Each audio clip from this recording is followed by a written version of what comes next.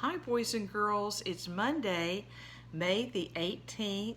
It's hard to believe, but counting today, we have 4 days left of this whole school year. Since it's the 18th, I do want to give a shout out to Mandolin Parsley and to Jada Roberts. Boys and girls, we are going to finish The Lion, the Witch, and the Wardrobe by this Thursday.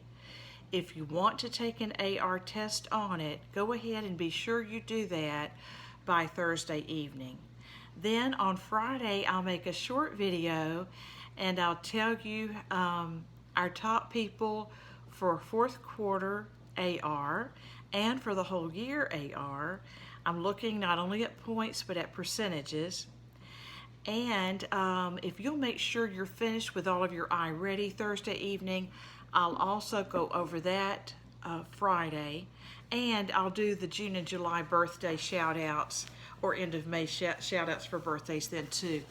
This week you are working on unfamiliar words. That is lesson 13 if you're using the workbook. It begins on 202. If you're using iReady, I have gone ahead and assigned one lesson on that, and then you can just use your regular path through Thursday. I did not assign a new writing this week on Mayan, and I did not assign anything on vocabulary, but of course you're welcome to just look around and watch videos that you think look interesting. We are going to read 2 chapters today. One is called Deep Magic from the Dawn of Time, and the other one is called The Witch's Triumph. So that doesn't sound too good. Okay, here we go, guys. Let me get my reading glasses for this because I have my long distance contacts in, and that makes reading more difficult. Now we must get back to Edmund. When he had been made to walk far further than he had ever known that anybody could walk, the witch at last halted in a dark valley all overshadowed with fir trees and yew trees. Edmund simply sank down and lay on his face, doing nothing at all, and not even caring what was going to happen next, provided they would let him lie still. He was too tired even to notice how hungry and thirsty he was. The witch and the dwarf were talking close beside him in low tones. "No," said the dwarf, "it's no use now. O Queen, they must have reached the stone table by now. Perhaps the wolf will smell us out and bring us news," said the witch. "It cannot be good news if he does," said the dwarf. "4 thrones in Cair Paravel," said the witch. "How if only 3 were filled? That would not fulfill the prophecy." "What difference would that make now that he is here?" said the dwarf. He did not dare even now to mention the name of Aslan to his mistress. "He may not stay long, and then we would fall upon the 3 at Cair. Yet it might be better," said the dwarf, "to keep this one," here he kicked Edmund, "for bargaining with." "Yes, and have him rescued," said the witch scornfully. "Then," said the dwarf, "we'd better do what we have to do at once." "I would like to have done it on the stone table itself," said the witch. "That is the proper place. That is where it has always been done before." "It will be a long time now before the stone table can again be put to its proper use," said the dwarf. "True," said the witch. "And then, well, I will begin." I'm going to stop here because I did not tell you the questions to listen for. I just remember that. Listen for these 5 things. What was the witch about to do to Edmund right before he was rescued? Number 2, what did the witch tell Aslan? Number 3, who couldn't sleep and walked with Aslan to where they could see the stone table? Number 4, what did she do to Aslan to humiliate him or make him look less powerful? And number 5, what did the witch say she would do after killing Aslan? Here we go. So the dwarf said they'd better do what they needed to do to Edmund. And she said, "True. Well, I will begin." At that moment, with a rush and a snarl, a wolf rushed up to them. "I have seen them. They are all at the stone table with him. They have killed my captain, Mogram. I was hidden in the thickets and saw it all. One of the sons of Adam killed him. Fly, fly." "No," said the witch, "there need be no flying. Go quickly. Summon all our people to meet me here as speedily as they can. Call out the giants and the werewolves and the spirits of those trees who are on our side. Call the ghouls and the bogles, the ogres and the minotaurs. Call the cruels, the hags, the spectres, and the people of the toadstools. We will fight. What? Have I not still my wand? Will not their ranks turn into stone even as they come on? Be off quickly. I have a little thing to finish here while you are away." The great brute bowed its head, turned, and galloped away. "Now," said she, "we have no table. Let me see. We had better put it against the trunk of a tree." Edmund found himself being roughly forced to his feet. Then the dwarf set him with his back against a tree and bound him fast. He saw the witch take off her outer mantle. Her arms were bare underneath it and terribly white. Because they were so very white, he could see them, but he could not see much else. It was so dark in this valley under the dark trees. "Prepare the victim," said the witch, and the dwarf undid Edmund's collar and folded back his shirt at the neck. Then he took Edmund's hair and pulled his head back so that he had to raise his chin. After that, Edmund heard a strange noise, whiz, whiz, whiz. For a moment he couldn't think what it was. Then he realized it was the sound of a knife being sharpened.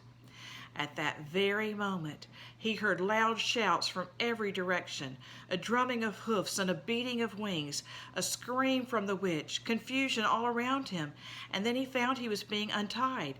Strong arms were round him, and he heard big, kind voices saying things like, "Let him lie down, give him some wine, drink this, steady now, you'll be all right in a minute."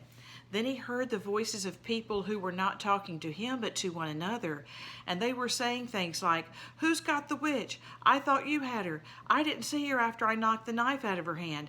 I was after the dwarf. Do you mean to say she's escaped? A chap can't mind everything at once. What's that? Oh, sorry, it's only an old stump." But just at this point, Edmund went off in a dead faint. Presently the centaurs and unicorns and deer and birds, they were of course the rescue party which Aslan had sent her in the last chapter, all set off to go back to the stone table, carrying Edmund with them. But if they could have seen what happened in that valley after they had gone, I think they might have been surprised. It was perfectly still, and presently the moon grew bright. If you had been there, you would have seen the moonlight shining on an old tree stump and on a fair-sized boulder. But if you had gone on looking, you would gradually have begun to think there was something odd about both the stump and the boulder. And next, you would have thought that the stump did look remarkably like a little fat man crouching on the ground. And if you had watched long enough, you would have seen the stump walk across to the boulder and the boulder sit up and begin talking to the stump. For in reality, the stump and the boulder were simply the witch and the dwarf.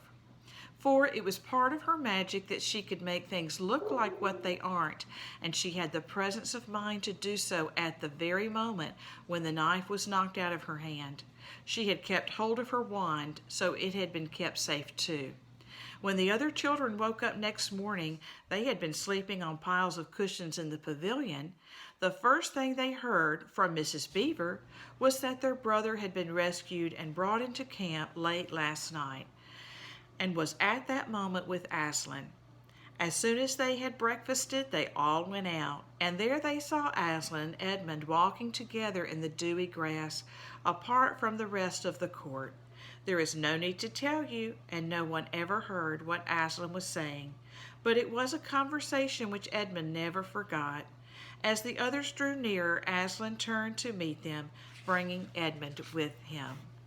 "Here is your brother," he said, "and there is no need to talk with him about what is past." Edmund shook hands with each of the others, and said to each of them in turn, "I'm sorry." And everyone said, "That's all right." And then everyone wanted very hard to say something which would make it quite clear that they were all friends with him again, something ordinary and natural, and of course no one could think of anything in the world to say. But before they had time to feel really awkward, one of the leopards approached Aslan and said, "Sire, there is a messenger from the enemy who craves audience." "Let him approach," said Aslan. The leopard went away and soon returned, leading the witch's dwarf.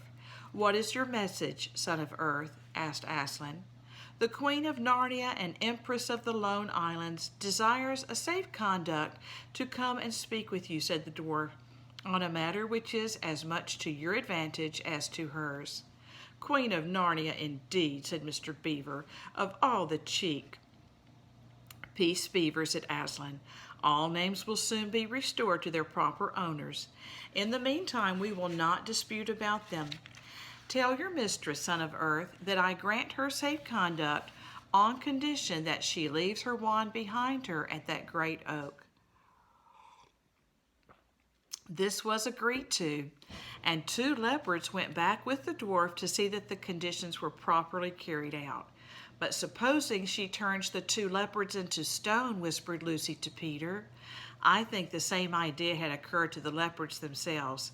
At any rate, as they walked off, their fur was all standing up on their backs, and their tails were bristling, like a cat's when it sees a strange dog. "It'll be all right," whispered Peter in reply. He wouldn't send them if it weren't. A few minutes later, the witch herself walked out onto the top of the hill and came straight across and stood before Aslan. The 3 children, who had not seen her before, felt shudders running down their backs at the sight of her face, and there were low growls among all the animals present. Though it was bright sunshine, everyone felt suddenly cold. The only 2 people present who seemed to be quite at their ease were Aslan and the witch herself. It was the oddest thing to see those 2 faces, the golden face and the dead white face, so close together. Not that the witch looked Aslan exactly in his eyes. Mrs. Beaver particularly noticed this. "You have a traitor there, Aslan," said the witch. Of course, everyone present knew that she meant Edmund, but Edmund had got past thinking about himself after all he'd been through, and after the talk he'd had that morning. He just went on looking at Aslan. It didn't seem to matter what the witch said. "Well," said Aslan, "his offense was not against you." "Have you forgotten the deep magic?" asked the witch. "Let us say I have forgotten it," answered Aslan gravely. "Tell us of this deep magic." "Tell you," said the witch, her voice growing suddenly shriller. "Tell you what is written on that very table of stone which stands beside us? Tell you what is written letters, deep as a spear is long, on the firestones on the secret hill?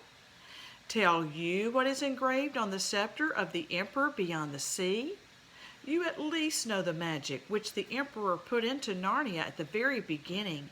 You know that every traitor belongs to me as my lawful prey, and that for every treachery I have a right to a kill." "Oh," said Mr. Beaver, "so that's how you came to imagine yourself a queen, because you were the emperor's hangman, I see."